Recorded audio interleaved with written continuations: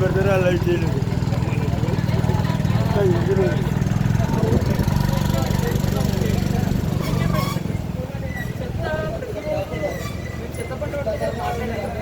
వాళ్ళకి ఏంటంటే బండి వాళ్ళదే, వాళ్ళే డబ్బులతో వాళ్ళ జీవనం ఆ చెత్తని సాగ్రిగేట్ చేసి వాళ్ళ చెత్తని డబ్బులు చేసుకుంటారు. ఇక్కడ పాయింట్ ఏంటంటే ప్రతిరోజు రావడానికి వాళ్ళకి ప్రాబ్లం లేదు.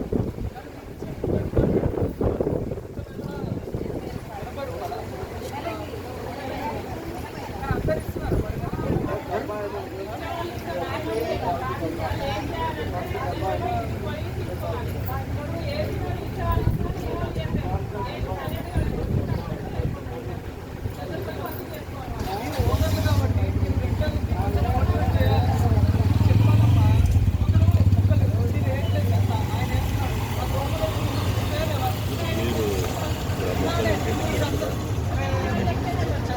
నెలకొకనాడు కూడా గడ్డ మీద సాఫ్ ఎవరు మీ సార్ ఏ సార్ ఆయన మీ సారా సారా చెత్త వేసినోడు